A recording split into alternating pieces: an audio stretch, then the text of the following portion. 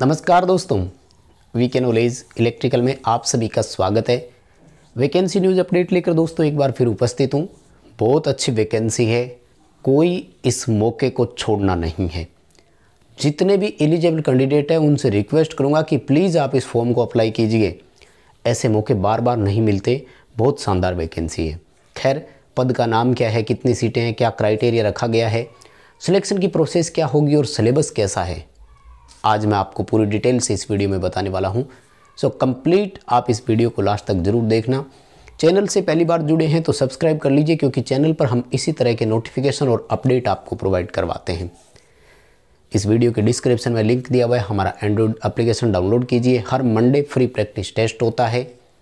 आज भी test on है, आप वहाँ जाकर अटेंड कर सकते हैं। आइए दोस्तों वैकेंसी की बात करते हैं। तो देखो, आपके सामने सबसे पहले नोटिफिकेशन दिखाई दे रहा होगा आपको स्क्रीन पर, और आप कहें तो थोड़ा सा इसको मैं बड़ा कर देता हूं ताकि हम आराम से इसे समझ सके। साथ में मैं भी तो डिटेल आपको बताऊंगा, तो एक एक करके चीज़ें आप समझ जाएंगे। फर्स्ट ऑफ ऑल, जो एससी होते हैं, सुपरिटेंडिंग इंजीनियर्स बोलते हैं इनको, ये वैकेंसी कर रहे हैं। कितनी बड़ी बात है, अपने राजस्थान में तो चीफ इंजीनियर भी नहीं कर सकते, डायरेक्टर और ऊर्जा विभाग से ही वैकेंसी जारी होती है। ऐसी जो है होते हैं, उन्होंने वैकेंसी जारी करी है, चंडीगढ़ गवर्नमेंट की है, यानी केंद्र शासित प्रदेश चंडीगढ़ सरकार का जो है, तो ये सीधे तौर पर वैकेंसी सेंट्रल गवर्नमेंट की मानी जाएगी, यानी केंद्र सरकार के अधीन आओगे। ये इसलिए सबसे अच्छी वैकेंसी है। ऑनलाइन एप्लीकेशन आपके स्टार्ट होंगे 13 दिसंबर से, और लास्ट डेट जो है वो इसकी है 3 जनवरी। ठीक है, पेमेंट सबमिट कर सकते हैं आप 7 जनवरी तक, लेकिन ऐसा मैं देसी भाषा में बोलूँ तो लफड़ा मत रखा करो। जिस दिन फॉर्म भरो पेमेंट उसी टाइम सबमिट कर दिया करो। ठीक बात है। 13 दिसंबर से स्टार्ट हो चुके हैं फॉर्म।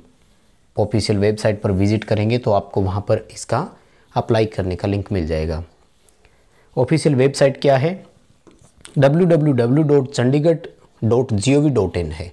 ठीक है, तो चंडीगढ़ जैसी सिटी में एक तो मौका मिल रहा है, तो क्यों ना हम इस तरह की अपॉर्चुनिटी का फ़ायदा उठाएं। आओ जरा सीटों की बात कर लेते हैं थोड़ी डिटेल से, है ना। जूनियर टेक्नीशियन है पोस्ट का नाम। कितनी अच्छी पोस्ट है। देखो, टेक्नीशियन शब्द अगर आईटी वाले को दे देना, मैं इसे बहुत बढ़िया मानता हूँ। क्या हेल्पर लगा रखा है सब जगह, है ना। असिस्टिंग फिर भी शब्द चल जाता। जूनियर टेक्नीशियन इलेक्ट्रीशियन नाम है पोस्ट का।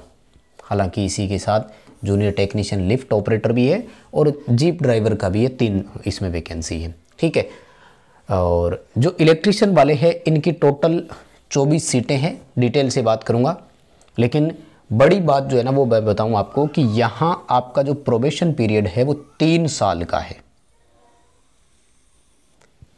जनरली 2 साल का होता है, लेकिन पीटी पीरियड बहुत लंबा कर दिया इन्होंने। कोई बात नहीं, 3 साल भी ऐसे बातों में निकल जाते हैं, पता ही नहीं लगता है नौकरी लगने के बाद। फ़ायदा ये है गुरुजी, यहाँ पर 19,900 रुपये पर मंथ आपको फिक्स पेमेंट मिलेगी, तो 20,000 रुपये ठीक ठाक होते हैं।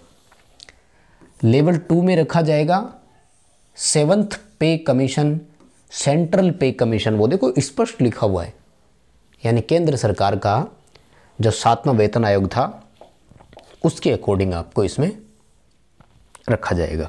सीटों की डिटेल बता देता हूँ। जूनियर टेक्नीशियन इलेक्ट्रीशियन वालों के लिए 17 सीटें अनरिजर्व कैटेगरी की है। इसमें आरक्षण वाले जितने भी रूल है वो भारत सरकार के लागू होंगे। ठीक है ना।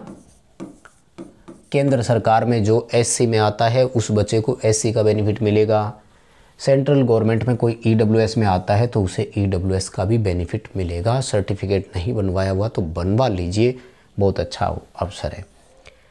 ओबीसी की 3 सीटें हैं, एससी की 2 सीट है। एसटी के लिए यहाँ पर कोई सीट नहीं है। ये एक ऑब्जेक्शनेबल हो सकता है, क्योंकि केंद्र शासित प्रदेश है तो पूरे देश से कोई भी आ सकता है। तो देश में जो एसटी के बच्चे हैं वो फॉर्म अप्लाई तो करना चाहेंगे, सीधी सी बात है कि नहीं। टोटल 24 सीटें हैं। गुरुजी बात करेंगे एज के लिए, बहुत क्राइटेरिया दिया है इन्होंने, खूब लंबी चौड़ी छूट दी है आपको। और क्वालिफ़िकेशन पहले बताऊं क्या? क्वालिफ़िकेशन बताऊंगा तो आधे से ज़्यादा तो देखेंगे ही नहीं। चलो एज वाला पॉइंट ले ही लेते हैं। ये रहा आपके सामने, देखो एज वाला, ठीक है। क्या क्राइटेरिया है?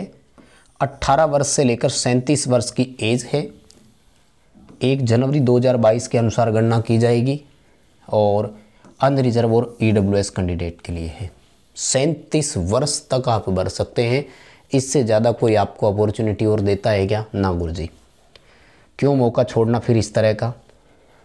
18 वर्ष से लेकर 40 वर्ष ओबीसी वालों के लिए, 18 वर्ष से लेकर 42 वर्ष एससी वालों के लिए, ex serviceman, women candidate, physically handicapped, उन सब को भी अलग से छूट है। तो वो आपको मैं ये पीडीएफ नोटिफिकेशन प्रोवाइड करवाऊँगा, आप वहाँ से भी देख सकते हैं। गुरु एक बार एजुकेशनल क्वालिफ़िकेशन पर थोड़ी नज़र डाल देते हैं, क्योंकि वो आपके सामने आना ज़रूरी होता है। फर्स्ट ऑफ ऑल 4 क्वालिफ़िकेशन मांगी गई है, एक एक करके चारों पर ध्यान देने की ज़रूरत भी है। चारों में से एक भी मिस आउट करेंगे तो आप एलिजिबल नहीं रहेंगे। सबसे पहला 10th पास होना चाहिए, सबके पास मिल जाएगा। सेकंड है आईटीआई होना चाहिए इलेक्ट्रीशियन से, सबके पास मिल जाएगा। अगर कोई डिप्लोमा वाला भी भरना चाहे तो भर सकता है, यानी आईटीआई और डिप्लोमा दोनों एक सेम क्वालिफ़िकेशन पर रखे जाएंगे। यहाँ गाड़ी अटक जाएगी कई बच्चों की। गुरु क्या प्रॉब्लम कर दी? 2 वर्ष का एक्सपीरियंस होना चाहिए, बहुत सारे बच्चों के पास नहीं होगा, वो यहाँ बाहर होने वाले हैं। 10th आईटीआई और एक्सपीरियंस के अलावा आपके पास कंप्यूटर स्किल की नॉलेज होनी चाहिए, चाहे तो आपके पास CCC का सर्टिफिकेट हो, चाहे आपके पास कंप्यूटर का कोई और जो नीलेट्स द्वारा दिया गया हो, जैसे O लेवल का, A लेवल का, और या फिर डिपार्टमेंट ऑफ ये जो अपना इलेक्ट्रॉनिक है ना एक्रीडिएशन और कंप्यूटर कोर्स, यहाँ से DOAC से किया हुआ हो, तो ये भी आप एलिजिबल है। यानी इन 3 जगह से CCC कर रखा हो तो चलेगा, RSCIT नहीं चलेगा, ये ध्यान रखना। हालांकि RSCIT 90 घंटे का होता है, और अगर आपके पास ऐसा कोई और सर्टिफिकेट नहीं है तो RSCIT बेस पे भर देना, कोई प्रॉब्लम वैसे नहीं आने वाली है। RSCIT चलेगा, क्योंकि RSCIT जो है वो 90 घंटे का कोर्स होता है, और 90 घंटे वाला कोर्स जो है वो चलेगा, क्योंकि वो भी department of institute of technology से होता है, तो वो भी चलेगा। अब ये 4 क्वालिफ़िकेशन आपके पास होनी चाहिए। बताओ बात समझ में आ गई क्या? अब मैं चलता हूँ आपको लेकर के सीधा सिलेक्शन प्रोसेस पर। तो ये रहा आपके सामने सिलेक्शन प्रोसेस वाला पार्ट। क्या होगा गुरु? इसमें एक रिटन टेस्ट लिया जाएगा, CBT नहीं बताया है, एक ही पेपर होगा। पेपर में 2 पार्ट होंगे, और मिनिमम क्वालिफाई मार्क जो है वो SC वाले बच्चों के लिए 40% है, बाकी सभी को 45% नंबर लाने पड़ेंगे। दिखाई तो दे रहा है, थोड़ा और बड़ा करने की ज़रूरत है क्या? ये लो गुरुजी, इतना बड़ा बहुत है। 1/4 नेगेटिव मार्किंग है, ये ज़रूर ध्यान रखना, ठीक है। 1/4 नेगेटिव मार्किंग है। नेगेटिव मार्किंग वाली बात को पूरा ध्यान से समझ लेना। अब देखो पेपर में आएगा क्या क्या, आ जाओ। ये रहा पूरा क्राइटेरिया आपके सामने। पेपर में 2 पार्ट होंगे, सेक्शन फर्स्ट और सेक्शन सेकंड। पेपर में आपको 3 घंटे का समय मिलेगा, यानी 3 घंटे में आपको पेपर अटेंड करना है, तो कोई प्रॉब्लम होगी नहीं। MCQ यानी मल्टीपल चॉइस क्वेश्चन होंगे। कुल 150 क्वेश्चन आएंगे, 180 मिनट है। बहुत ही बढ़िया काम है।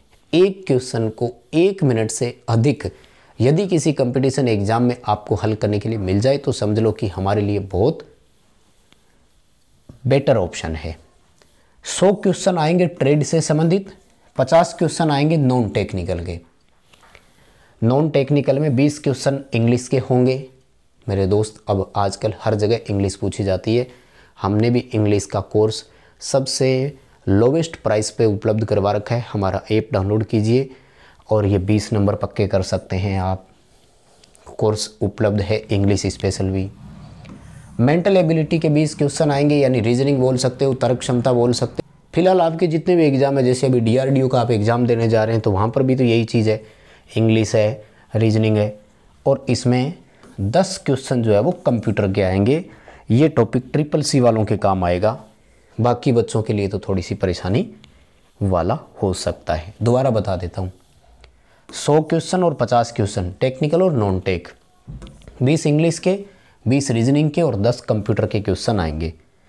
यानी 1/3 नेगेटिव मार्किंग के साथ एक क्वेश्चन को 1 मिनट से अधिक का समय आपको दे दिया जाएगा। बस ठीक है, मुझे लगता है बड़ी बड़ी बातें मैंने आपको बता दी। तो कोई और जानकारी आपको अगर चाहिए तो आप इस पूरे PDF नोटिफिकेशन को पढ़ना और उसके बाद ही फॉर्म अप्लाई करना। एग्ज़ाम वगैरह और वो सारे जो है वहीं होंगे, चंडीगढ़ ही होंगे। फ़ीस बहुत ज़्यादा है, 1000 रुपये की फ़ीस आपको देनी पड़ेगी और SC वाले बच्चों से 500 रुपये की फ़ीस ली जाएगी। ठीक है, बस बाकी लगभग डिटेल जितनी भी है मैंने आपको बता दी। शायद ही कोई और सवाल बचे, फिर भी कोई क्वेश्चन रह जाए तो आपको इस नोटिफिकेशन में शायद मिल जाएगा। ठीक है, अभी के लिए इतनी ही जानकारी थी। यहाँ तक देखने के लिए बहुत बहुत धन्यवाद। वीडियो लाइक कीजिए, चैनल से पहली बार जुड़े हैं तो सब्सक्राइब कीजिए, ये वीडियो अपने दोस्तों तक पहुँचाइए ताकि जो भी योग्य कैंडिडेट है वो इसमें फॉर्म भर सकें, इस अपॉर्चुनिटी का बेनिफिट ले सकें। बहुत बहुत धन्यवाद।